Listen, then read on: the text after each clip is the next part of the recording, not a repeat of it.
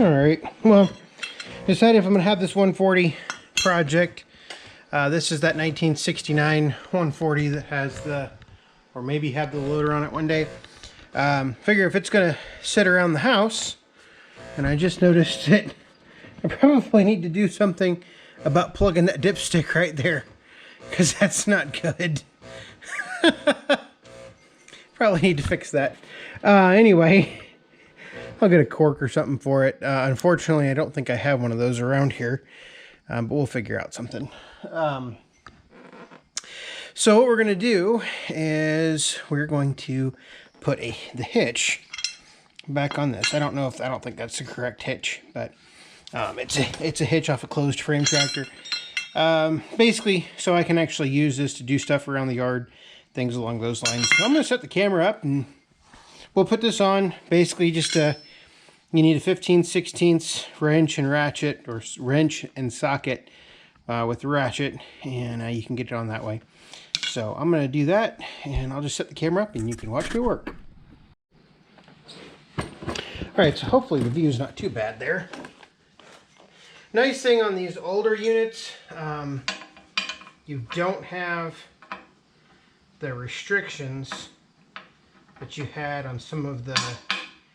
I've always found that the later Dana rear ends present a little bit more of a challenge taking these brackets on and off than the older style differentials.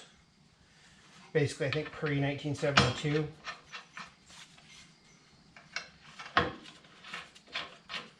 I haven't spent much time in the shop this week at all.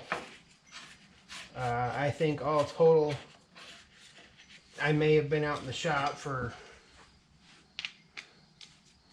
2 hours this week. The video you saw me mowing the yard in, it's the first time I mowed the yard. I did some, I guess, well, I'll take it back. I did some work. So today is Sunday, August 30th. Did some work on the 26th or 27th, whatever Wednesday was. And that's not it. Get this tightened down. What'll be nice is now I can actually use this 140 while it's sitting around. And it's not just a bump on the log collecting dust. I really haven't decided what I'm going to do with it yet. That was really easy. So now that's on there. You could do it either way, flip the heads around. I prefer to have these out. That way you can see if they're loosening up or anything, and you don't have to worry about it. This is really the first time that I've sat down and looked at this machine really well. And got this problem, obviously. Hopefully there's not too much crud that's fallen down in there over the years. So got that problem to deal with, and then looks like this has been resealed right here. I don't think I have the rest of that PTO, or if I, maybe it's part of the, on that 317 that I bought at the same time, or from the same group of machines that, sorry, here there's the camera pointed half up to the ceiling. That 317 I bought has a welded shaft. I'm pretty sure that's what that was right there. So yeah, the keyway looks or feels okay. But yeah, so let me, it was actually what you, at the beginning of this video, you heard a and that was the battery right there charging. Oddly enough, I have lots of batteries around, but I don't have very many of the lawn and garden style batteries. I've got all post style batteries, like that one right there. Got tons and tons of those, but I don't have very many lawn and garden batteries. So let me get everything cleaned off this machine, and we'll see if we can't get it backed out. I'll try to find a lid for that to keep the crap out of there, and try to figure out some way to check the transaxle fluid. Really don't know how, but we'll figure it out. We'll have intermission on the 140 here, come back to this X485. So here's where I'm at on this X485. I have tested and tested and tested, and the only thing that I am down to is a fuel problem. The injectors test good, and if you dribble gas, and I even went so far as to use starting fluid, which I normally use as a last resort to test something, both gasoline, dribbling gas in the intake, and starting fluid in the intake causes it to immediately smooth out. So it is either an undiagnosed injector problem that can't be tested, at least I can't figure out how to test it. Now, the injectors were replaced on this machine, or it is a fuel pump problem. Now, I will freely admit that when I tested the fuel pump, it's supposed to put out 120 milliliters of fuel in about 3 seconds, which it comes pretty close to the 120 milliliters of fuel in 3 seconds. There are no leaks anywhere, no air leaks that I can find.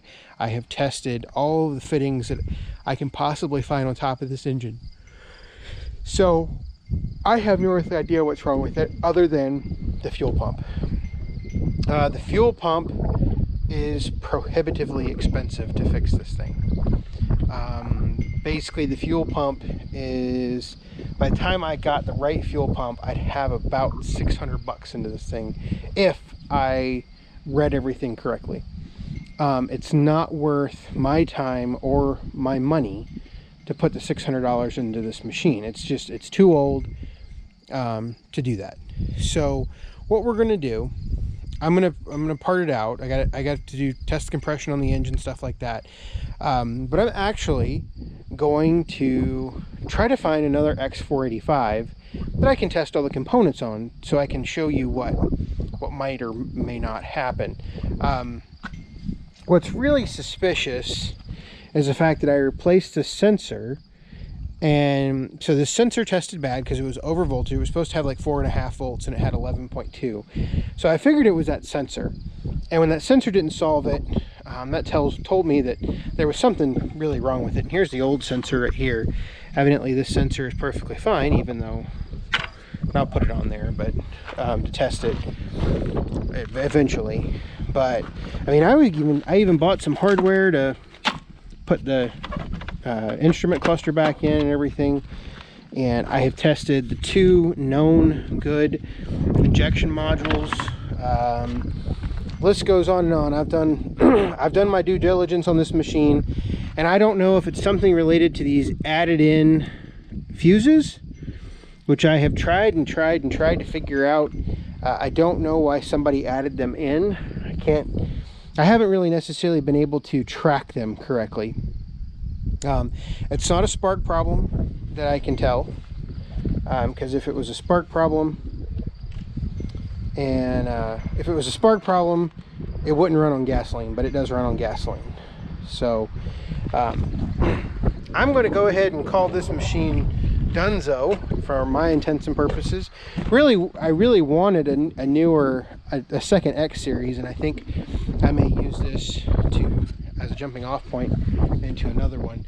But I want to find another a cheaper X485 that runs, so I can test out the fuel pump to see if it's really the fuel pump. I just don't want to buy a new one for what it is, for a machine that I'm going to resell. So that's it for the X485. Well, I got to fix one problem. That's pretty bad. So here, we'll go for a ride. It doesn't appear as though, maybe I just need to move it back a little bit. Anyway.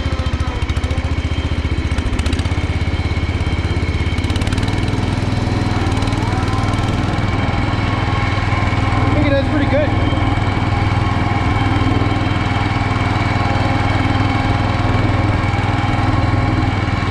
Let's go see if we'll go find somewhat of a hill.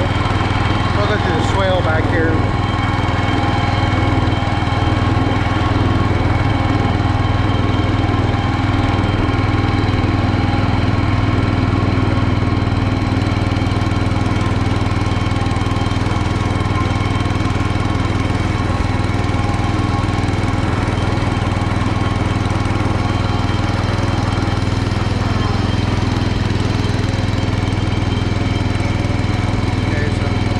to go through the swale. Let's see how it handles it.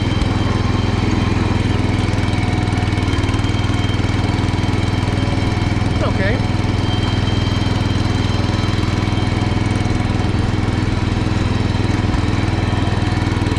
I think for the old style transaxle, it's pretty good.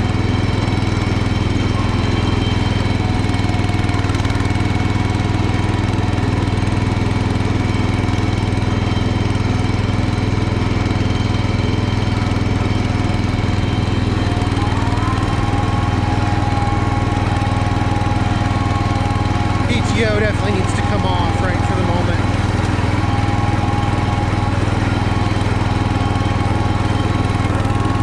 Turn it on, it gets a lot quieter.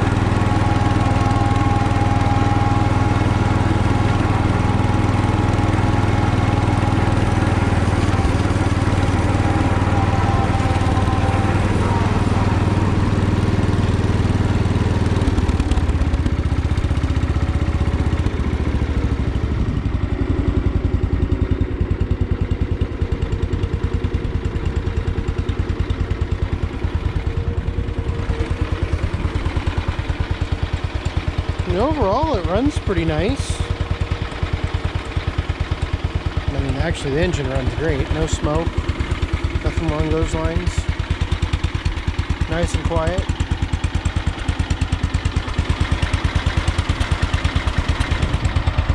No valve noise to speak of.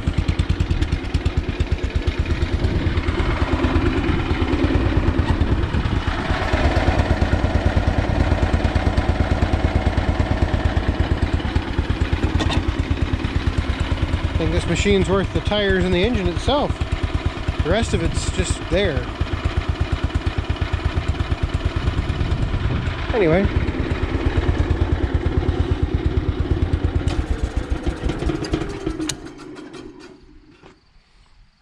Forgot to turn the PTO off. But I think I'm going to leave it there. And for this, get it put away because we've actually got some weather coming.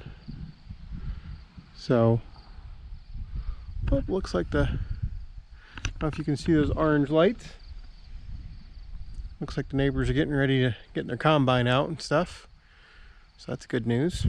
But with the rain coming, it'll be here in about 45 minutes or so.